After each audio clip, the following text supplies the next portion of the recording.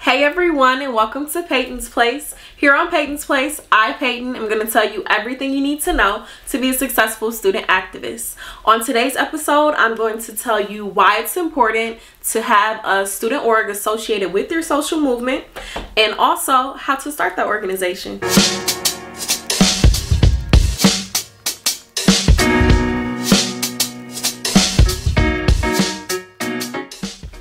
Okay, so before we get started, I want to remind everyone to subscribe.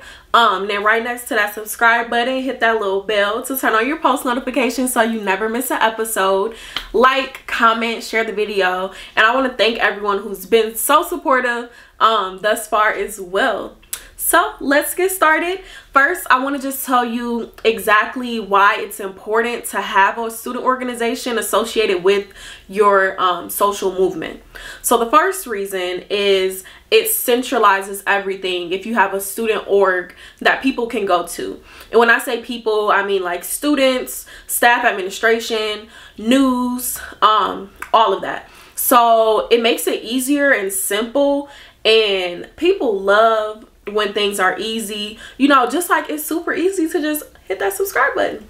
You know, people love when things are just made simple. So having a student organization does that. It also cuts out the middleman. So a lot of times you're gonna have news outlets or people within administration that want to come to you and like ask you questions.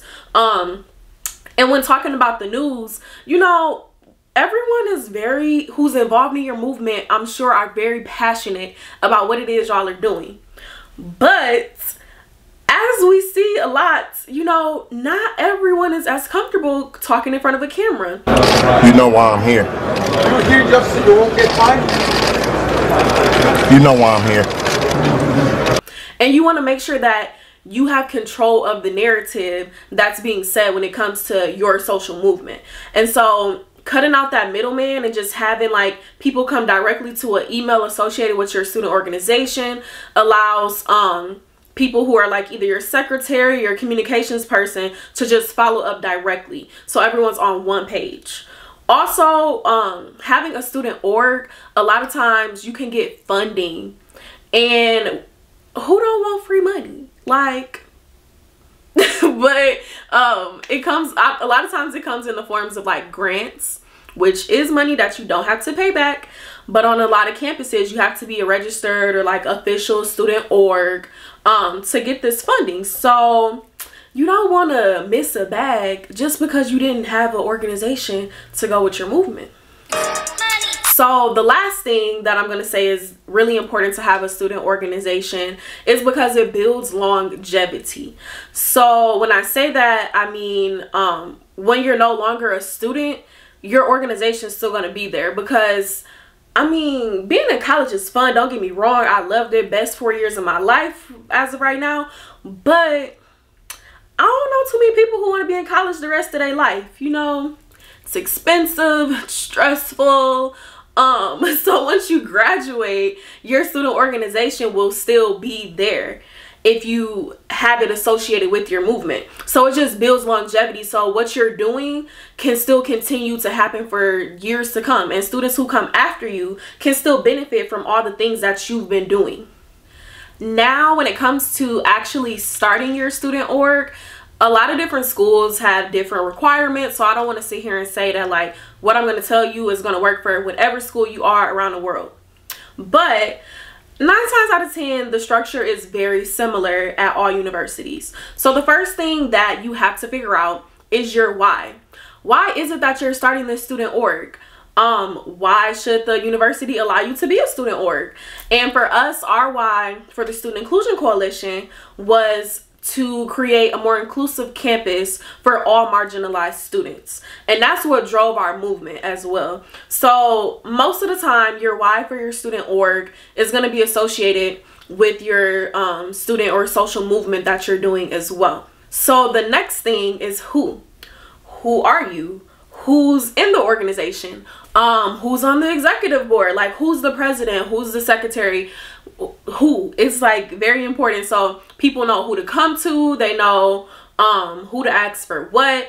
And a lot of times this can also be promoted through like social media, when you have that social platform that you've established, and just saying, oh, like, let's meet the e-board, or let's meet our president, like different things like that. You just have to know who. People want to know who. The next thing that's really important when starting your student org is what is it that you do as an org? All orgs do different things. So like, are you having events? Are you collaborating with other organizations on campus? What is it that you want people to know you for?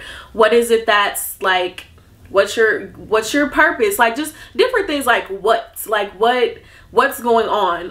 Are you going to be having like protests, or are you going to have like all-inclusive events? Are there going to be like exclusive event? Like, what is it that you're doing as a student org? And like I said before, a lot of that is going to be associated with what you're doing as a student led movement as well.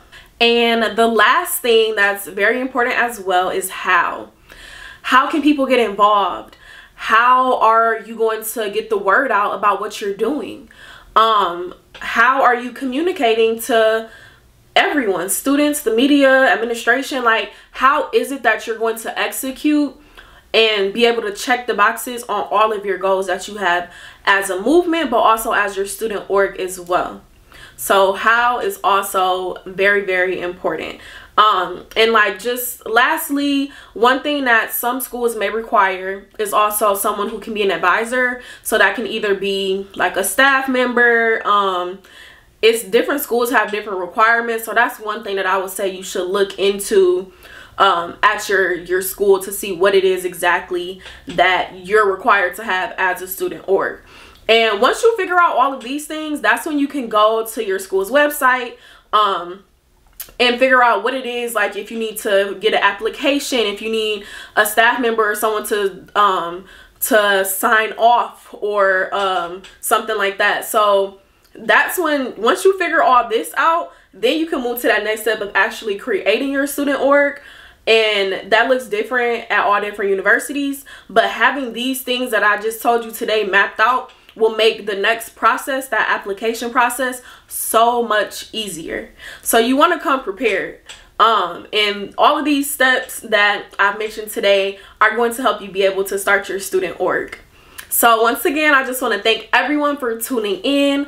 I want to thank you all for subscribing and supporting. And if you haven't subscribed yet, it's not too late. The button is right there. It's not moving. Also, please like and share and comment. And I will be here again. You know where to catch me, every Wednesday, 11 a.m. Central Standard Time. And next week, I will be telling you the do's and don'ts on starting your social movement.